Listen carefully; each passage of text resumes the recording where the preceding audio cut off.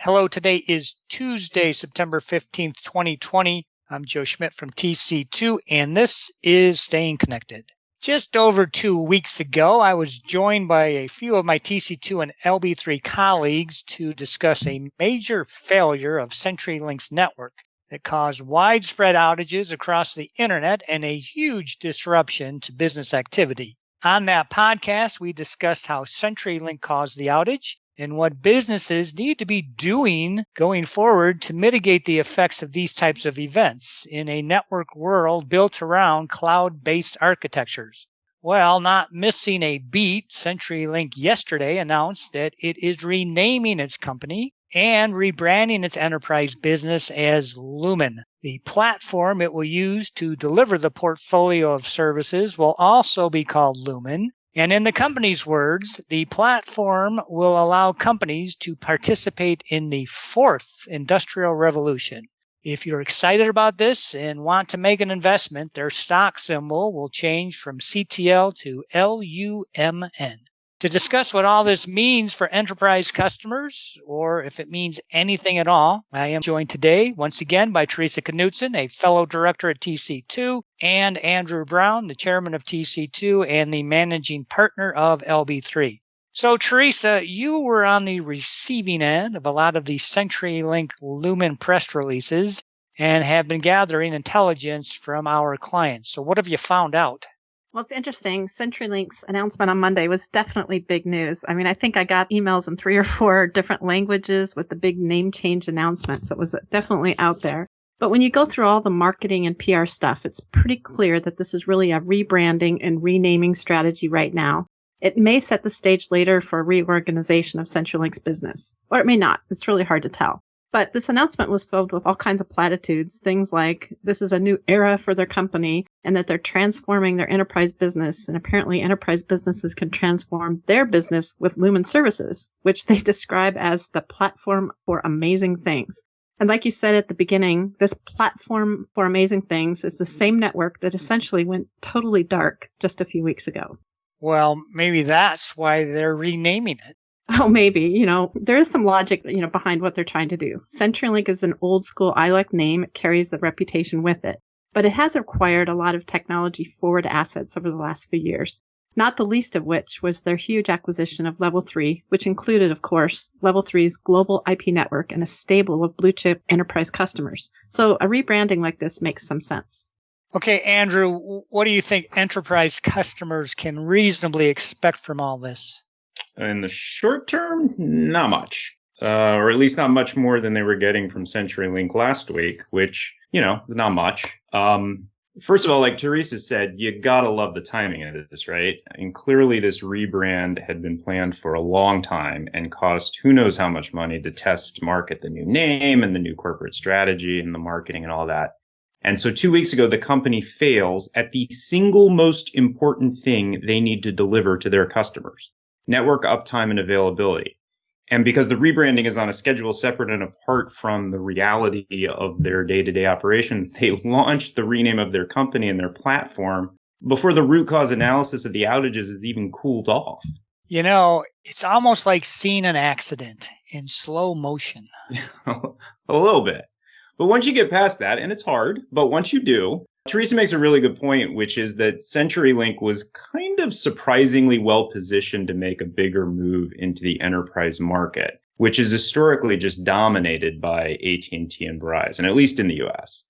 The Level 3 acquisition was really significant. And, we were noting as long as 2 years ago at our TC2 and LB3 conferences that CenturyLink was, from a network asset standpoint, really well positioned to serve the enterprise market and companies pursuing digital transformation with SD-WAN and internet-first strategies. I mean, they're at the very top of the carrier Ethernet rankings when you look at number of retail ports installed. So there is some potential there, but ultimately you have to convince customers you're capable of offering and delivering services that meet their technical and financial requirements. You have to close big deals. That's where we've historically quite often seen CenturyLink struggle. They serve a lot of enterprise customers because of their ILEC assets. That is, what used to be US West assets. and they inherited a lot of big enterprise contracts from level 3, but it's kind of a limited level. So what we've experienced is that they are somewhat uneven in responding to RFPs, but more importantly, they're not doing a very good job of supporting enterprise accounts. Yeah, I agree. Yeah, CenturyLink of late is something of an enigma. They do go after new business. They think they can win pretty aggressively. They have competitive pricing and some reasonably flexible commercial terms, but they struggle to deliver with a high degree of service and support. We have clients that have a lot of chronic service issues that are hard to get resolved. And CenturyLink also seems to have significant billing problems, which, drives enterprises crazy. Even though it's pretty typical with all the major carriers, CenturyLink is in a class by itself. And these billing issues are really intensified by CenturyLink's predilection to have individual circuit term contracts. So, Theresa, let me guess. None of those issues got mentioned in the press release about Lumen. No, it's all about amazing things of the future. But the day-to-day reality is way too mundane for a big press release. But, that's what businesses have to deal with. And even if it's a lot more interesting to talk about things about the platform to help customers across every industry to deliver amazing things, offering a competitive deal with good pricing and flexible contract terms, and providing accurate billing would be pretty amazing. But seriously, from an operational standpoint, there are a couple near-term issues that companies will need to address as a result of this change. Companies are going to have to update their vendor profiles and their accounts payable systems, or coordinate with their telecom expense managers or TEM providers to get the vendor names updated. So CenturyLink will now become Lumen. But based on my experience, billing changes take a really long time. So when I say a really long time, it's probably going to be way more than a year before you see that name change on your invoices. So, Andrew, Theresa just mentioned a few near-term operational issues. Is there anything on the legal or the contract side customers need to deal with right away? We don't think so at this point. I mean, from what we can tell so far and what we've been talking about, this really is just a name change and rebrand. It's not an actual reorganization or assignment of their enterprise agreements to a new entity or anything like that.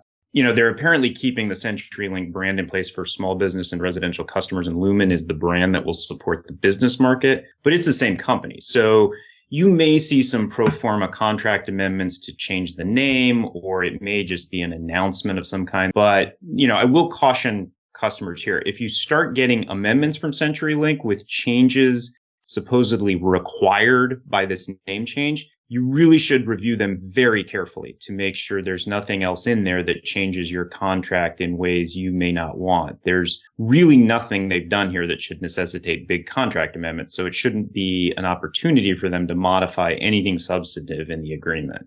Well, thanks for that, Andrew. That's useful to know in the short term. Yeah, I think what would have been really nice to hear in their press release, aside from this shiny new company, is something that talked about being, this is their enterprise business called Lumen, to say not only are we the platform of the future, but we're going to make it easier for you to do business with us. We're going to be customer friendly. We're going to have easier terms and conditions. We're going to get away from these inflexible individual circuit term contracts. We're going to support you well, and we're going to have a reliable network.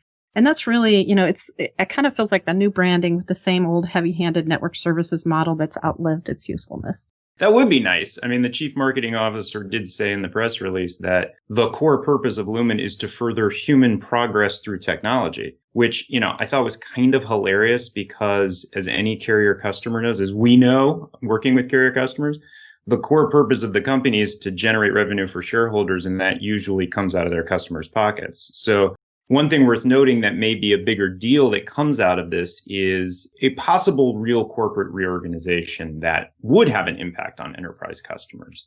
Perhaps Lumen getting rid of the old ILEC assets that aren't needed to serve enterprise customers, or spinning off ILEC CenturyLink into its own company so that Lumen can focus on all the things that CenturyLink did not. And that could ultimately be a big plus for business customers. We've all been in this business for a long time and have seen that Verizon, for example, has done quite a bit of that over the last few years, that shedding of those kinds of assets, which makes me think of another point. Lumen/CenturyLink, it doesn't have a wireless offering like AT&T and Verizon, and that can go both ways. On the one hand, it's a big service technology gap in their portfolio. And enterprises, they use a ton of wireless services. I mean, mobility is really front and center for most of them today. But on the other hand, most wireless services really are consumer-driven offerings kind of packaged up for enterprise buyers, from pricing plans to service offerings. But there is so much potential for truly enterprise-specific wireless services, like using 4 and 5G service for machine-to-machine connections, IoT, and frankly, just fixed line replacement. So I guess Lumen will have to find a place to deliver or support those if they are serious about the enterprise market. Okay, guys, that's about all of the time that we have. But one last thing. What do you think of this name, Lumen? Well, Lumen, it's a great name. It's fine, but rebranding, it's really interesting, fun, exciting. There's new logos, there's new business cards, there's new websites. But in reality, enterprise customers don't really care about those things as much as they care about a stable suite of services backed by gold star customer service and support.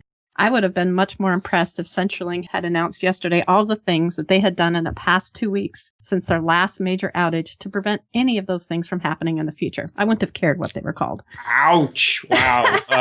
Yeah, I actually love the new name because it's a classic ILEC renaming of itself. It uses a word whose actual definition doesn't really make a ton of sense for the company.